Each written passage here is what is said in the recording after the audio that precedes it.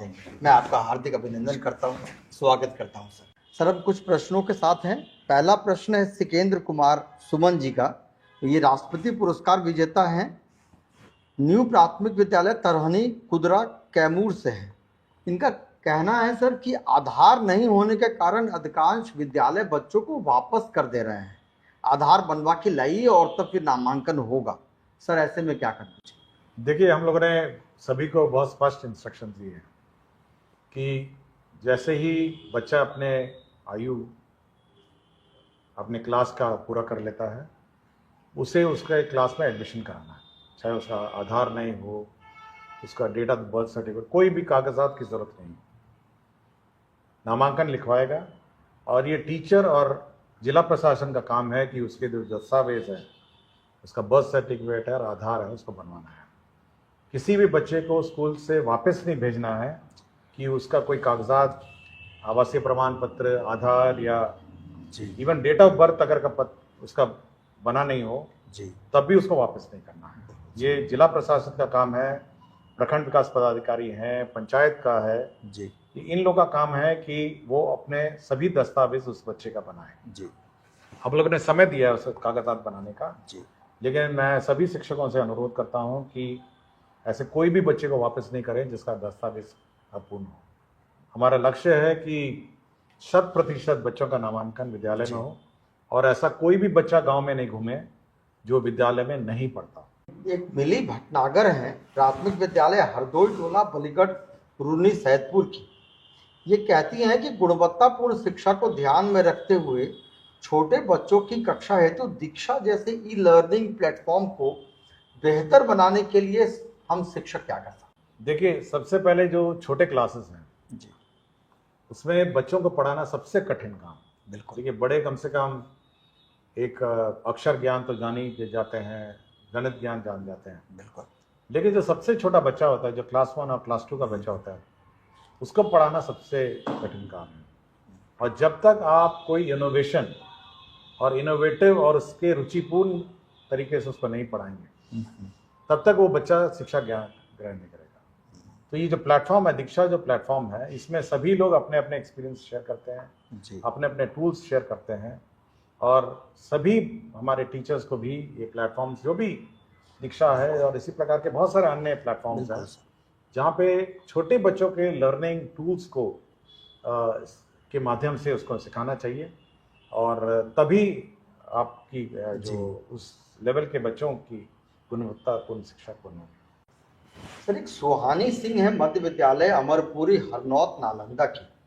ये कहती हैं कि सर शिक्षा विभाग के शीर्ष अधिकारी को टीएलएम मेला में शिरकत करते हुए आश्चर्य और खुशी दोनों हुआ। हम सभी ने अपनी अपनी क्षमताओं के साथ प्रदर्शन भी किया। सर मेला में आकर आपको कैसा लगा और इस मेले की नियति विभाग किस रूप में देख रही है? उस दिन बहुत व्यस्त था जी, लेकिन मेरी अपनी रुचि थी कि टीएलएम मेला में मैं जरूर जाऊँ और मैं किसी तरह समय निकाल के गया और मैं सारे स्टॉल गया। मेरे ख्याल से जितने भी टीएलएम थे मैं सबके स्टॉल्स किया और मुझे लगा कि जो उत्साह टीचर्स में है और जो जोश है कि बच्चों को कैसे इनोवेशन के माध्यम से पढ़ाया जाए, चाहे वो उर्दू हो, चाहे वो मैथमेटिक्स हो, चाहे वो साइंस हो, चाहे इंग्लिश हो, चाहे हिंदी हो, जो उत्साह वो टीचर्स में मैंने देखा जी, वो बहुत ही काबिल तारीफ है। और अगर ये उत्साह मेरे सारे जो टीचर्स हैं विभिन्न स्कूलों में जी, अगर यही उत्साह रहे जी, तो मेरा अपना मानना है कि शिक्षा व्यवस्था को मतलब शीर्ष पे पहुंचाने से कोई नहीं रोक सकता। और मैं बार बार कह रहा हूं, मैं एससीईआरटी को भी मैंने कहा कि भाई जो इन्होंने टीएलएम क्रिएट किए जी, उसको आप डॉक्यूमेंट करिए, उनके वीडियोस बनाएं और इसका प्रचार प्रसार सभी स्कूल्स में करें ताकि सभी स्कूल के जो टीचर हैं वो इसका उपयोग करें। बिल्कुल सर। और सभी भाषाओं में था, मैं बहुत ही आश्चर्य था, मतलब इवन उर्दू जैसी भाषा जी, और हिंदी, इंग्लिश, मतलब जो हम सोचते हैं कि केवल साइंस में ही टीएलएम संभव है या मैथ्स में संभव है, तो भाषाओं में भी टीएलएम मैंने देख के मुझे बहुत अच्छा लगा। और मैं सबको बधाई भी देता हूँ जो टीचर्स हैं। मैं समय ज़्यादा दे नहीं पाया उसे और मुझे दुख है कि मैं ज़्यादा समय दे नहीं पाए। मुझे लगा कि जो ज़्यादा समय मुझे देना चाहिए था, बट मैं उनके उत्साह के लिए उनको बधाई देता हूँ। और ये प्रेरणा वो सभी अपने जब जब गाँव में स्कूलों में जाएंगे, और ये भावना और ये प्रेरणा वो अपने इलाके के बाकी स्कूलों में बिखरेंगे, यही मेरी आशा है। बिल्कुल सर। सर आप बहुत खुश भी थे, जो शिक्षक बता रहे थे कि उनके नहीं, मैं लिए बहुत खुश था, मैं बहुत खुश था। और मुझे जोश देख के मैंने पहली बार मैं बिहार दिवस में भी मैंने जोश देखा, बिल्कुल। लेकिन ये तो केवल टीएलएम का जोश था। तो इस जोश को बरकरार रखें हमारे टीचर्स, और शिक्षा में बाकी शिक्षकों में भी ये जोश भरे, यही मेरी आशा है सभी उस दिन के टीएलएम के जो टीचर्स हैं। एक ऋतुराज जायसवाल है, उत्क्रमित मध्य विद्यालय मोहनपुर समस्तीपुर के। इनका कहना है कि सर, गुणवत्तापूर्ण शिक्षा और जीवन मूल्यों पर आपका फोकस रहता है। अभी ग्रीष्मावकाश के दौरान प्रारंभिक विद्यालयों के बच्चे घर पर रहेंगे, क्या विभाग इस दौरान कुछ सामग्री उपलब्ध करवाने की सोच रहा है जो बच्चों के जीवन मूल्यों में सकारात्मक बदलाव ला सके, साथ ही अभिभावकों को भी बच्चों की लर्निंग की प्रक्रिया में शामिल देखिए, इस बार हम लोगों ने सोचा है कि जो समर वेकेशन है जी, हम लोग सभी बच्चों को होमवर्क देंगे। और इस बार तो ग्रीष्म अवकाश भी है जी, हमारे टीचर्स को छुट्टियां भी हैं, तो सभी बच्चों को इस बार होमवर्क मिलेगा जी, और अपने अपने कक्षा के ज्ञान स्तर के अनुसार होमवर्क। और मैंने ये कहा है कि एक बेसिकली प्रोजेक्ट बेस्ड होमवर्क होना चाहिए, जो जूनियर क्लासेस के, सीनियर क्लासेस के तो रिवीजन है, फिर मैथमेटिक्स है, इंग्लिश है, लेकिन जूनियर क्लासेस में प्रोजेक्ट बेस्ड लर्निंग है। जैसे आपके गांव में किस प्रकार के पेड़ हैं और किस प्रकार के पत्ते हैं, तो पत्ते इकट्ठा करके लाएं। इसमें आपको कोई मतलब व्यय भी होना नहीं, या आपके गांव में कितने प्रकार के आपने चिड़ियों को स्पॉट किया, कितने प्रकार के जानवर आप देखे। तो इस प्रकार जो छोटे छोटे क्लासेस हैं उनको हम लोग प्रोजेक्ट बेस्ड लर्निंग में सहायता करेंगे। या जो सूखा है, या बिल्कुल अतिवृष्टि है, क्लाइमेट चेंज है, इस पर आप कुछ करिए, चित्र बनाइए।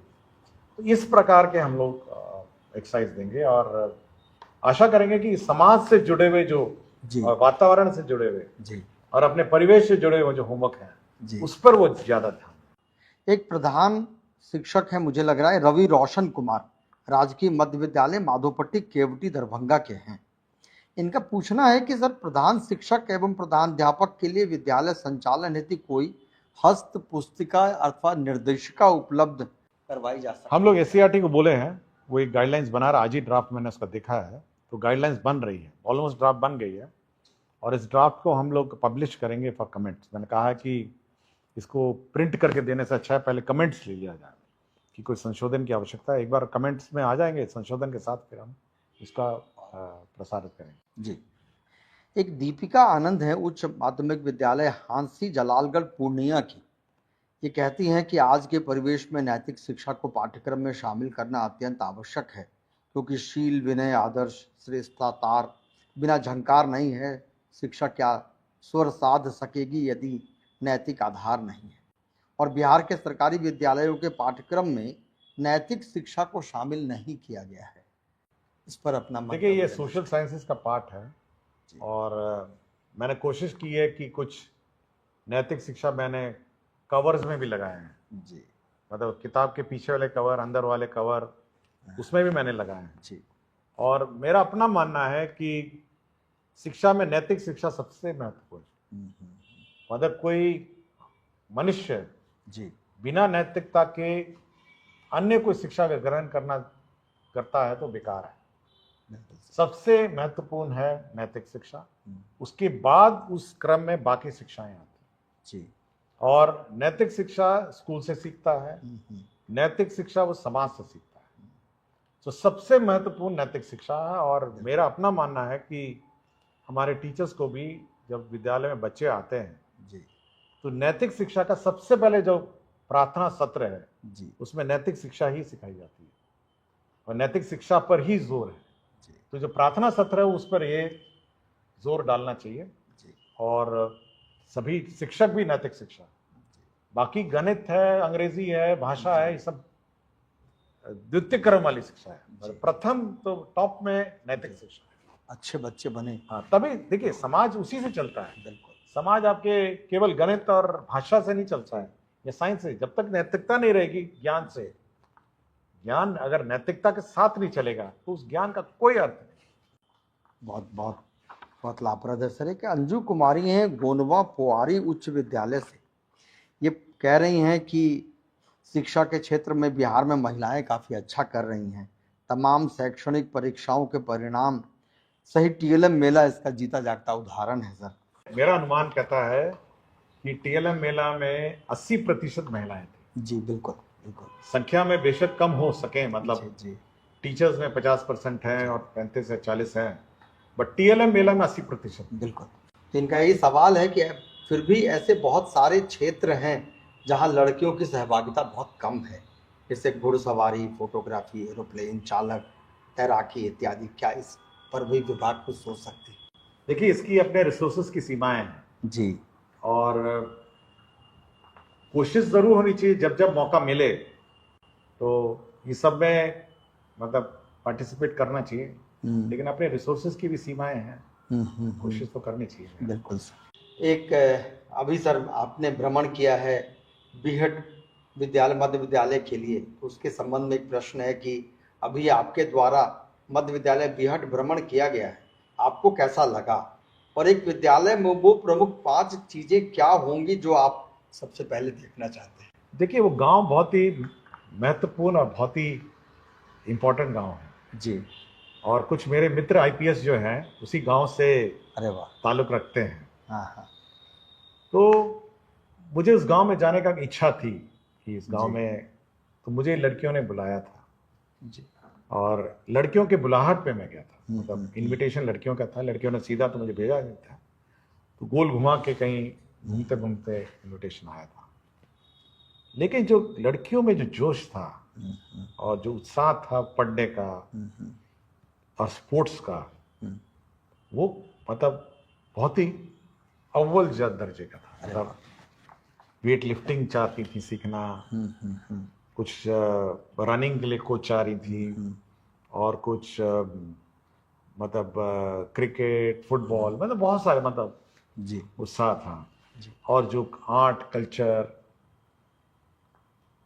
और मतलब जो टीचर का, और मैंने एक और चीज देखा कि जो टीचर्स थे, विशेषकर मैं एक महिला टीचर थे, एक पुरुष टीचर थे जी, जो कमिटमेंट था और कि बच्चे हमारे सीखें, बच्चे हमारे उच्च स्तर की पढ़ाई देखें, तो वो कमिटमेंट मतलब नोटिसेबल था। अरे वाह। और स्कूल की अपनी मैगजीन भी थी जी। और स्कूल का अपना ई मैगजीन भी था, प्रिंट मैगजीन भी थी और उन्होंने एग्जीबिशन लगाया था। तो मेरे ख्याल से हमको नहीं लगता कि बेगूसराय में मतलब प्राइवेट स्कूल उस तरह का होगा। अरे वाह। लोगों ने कहा बहुत सारे प्राइवेट स्कूल के बच्चे छोड़ के आए। जी जी। और बच्चों को दुख भी था कि वो पास आउट हो रहे थे। उन्होंने मुझे कॉन्वोकेशन के दिन बुलाया था कि सर अब 8th तो पास आउट हो गए, 9th 10th 11th 12th वाला स्कूल भी ऐसा ही होना चाहिए।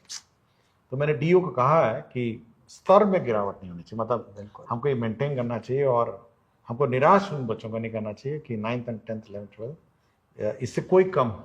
बिल्कुल। और मैं चाहूँगा कि जो बाकी राज्य के भी विद्यालय हैं, बहुत सारे अच्छे विद्यालय भी हैं, ये नहीं कहूँगा कि बीएड और स्कूल के बराबरी के होंगे, उससे भी अच्छे होंगे, लेकिन एक स्तर उन्होंने मेंटेन किया। मैंने देखा कॉन्वोकेशन का अपना ड्रेस भी था, उनका पासिंग आउट ड्रेस भी था और उन्होंने पासिंग आउट मतलब सेरेमनी भी किया। तो मुझे अच्छा लगा, मतलब ये बहुत ही सुखद अनुभव था। और लौट के मैंने अपने मित्रों से मैंने शेयर भी किया जो उस गांव के थे कि भाई मैं आपके गांव गया था। अच्छा लगा जी। एक हरिदास शर्मा है, प्रधानाध्यापक हैं मध्य विद्यालय डरहक कैमूर के। इनका कहना है कि विद्यालयों को बहुत सारे संसाधन सामुदायिक सहभागिता से प्राप्त करवाए जा सकते हैं, साथ ही सामुदायिक सहभागिता से शिक्षा व्यापक, सहज और टिकाऊ होती है। क्या विभाग प्रभावी सामुदायिक सहभागिता प्राप्त करने हेतु विद्यालय को एक मार्गदर्शन उपलब्ध कराने का? देखिए, मैंने देखा है, मैं बहुत सारे स्कूल्स देखा, मैं बीआरटी की बात कर रहा था, मैं जगह गया तो एनटीपीसी ने टेबल्स दिए थे, बेंच डेस्क दिए थे, और बहुत सारे स्कूल्स जाता हूँ तो infrastructure state bank of India देता है, कुछ बैंक्स भी देते हैं। ये सुझाव ठीक है कि एक फॉर्मल सिस्टम होना चाहिए।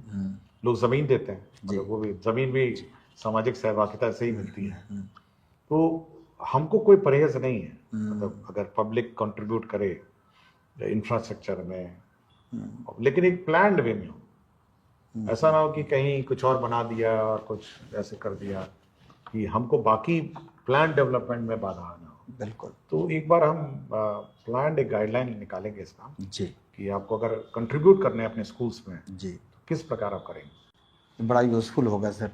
एक चांदनी समीर हैं, मध्य विद्यालय दाऊद नगर मुजफ्फरपुर की। इनका कहना है कि वर्तमान परिवेश में शिक्षा का क्षेत्र अत्यंत विस्तृत हो गया है, किंतु कक्ष की कक्षा में आज भी केवल किताबी ज्ञान या इंस्ट्रूमेंटल लर्निंग पर बेस्ड है। हमने टीएलएम मेला में भी देखा कि नैतिक मूल्यों और संबंधित प्रदर्श सिर्फ मेरे द्वारा बनाए गए हैं, जबकि एनईपी में उल्लिखित है कि शिक्षा का असल उद्देश्य एक सभ्य नागरिक बनाना है जो समाज के लिए उपयोगी एवं कल्याणकारी हो। तो क्या करिकुलम में एक नैतिक कक्षा का आयोजन किया जा सकता है तथा शिक्षा विभाग में ऐसे कौन से कदम? देखिए, जो पहला सत्र है स्कूल का, जी, प्रार्थना सत्र है, वो नैतिक मूल्य ही का सत्र है, और उस सत्र में आपको नैतिक मूल्य सिखाना है, मतलब बच्चों को नैतिक मूल्य सिखाना है। तो सत्र तो है, और किस स्तर तक आप सिखाते हैं ये महत्व रखता है कि आप कैसे सिखाते हैं, बट पहला सत्र वो नैतिक मूल्य का सही सत्र है। तो हमारा फोकस जरूर है नैतिक मूल्य किसी पाठ को। एक सिकेंद्र कुमार सुमन है, राष्ट्रपति पुरस्कार विजेता हैं, न्यू प्राथमिक विद्यालय तरहानी कुदरा कैमूर के। आदरणीय एसीएस महोदय, आज के समय में कंप्यूटर शिक्षा अनिवार्य होती जा रही है। वर्तमान में कंप्यूटर शिक्षण की सुविधा केवल मध्य विद्यालय या ऊपर की कक्षाओं में उपलब्ध है। प्राथमिक स्तर के वर्ग 3 से ऊपर के बच्चों के लिए कंप्यूटर शिक्षण, देखिए अभी हम क्लास 6 से शुरू करेंगे। क्लास 6 ऑनवर्ड्स हम लोग कंप्यूटर शिक्षा शुरू कर रहे हैं कि कम से कम 6, 7, 8 जी, और 8 के बाद रेगुलर लैब्स हैं जी, 9, 10, 11, 12 है, बट 6, 7, 8 में उसी क्लास में हम लोग कर रहे हैं जी। अभी 1 से 5 का मैं अभी हम लोग अभी रिसोर्स में जी, इश्यूज में हैं, बट 6 से हम लोग कंपल्सरी कर रहे हैं जी। 1 से 5 नहीं कर रहे हैं, लेकिन उम्मीद है कि जी, भविष्य में जब भी हमको अलॉटमेंट मिलेगा या रिसोर्सेज परमिट करेंगे, जब हम 6 से कंप्लीट कर सकेंगे, फिर हम 1 से 5 तक। जी, जी। बहुत बहुत शुक्रिया सर, आपने सभी प्रश्नों का उत्तर दिया है। बहुत बहुत धन्यवाद आप सभी का।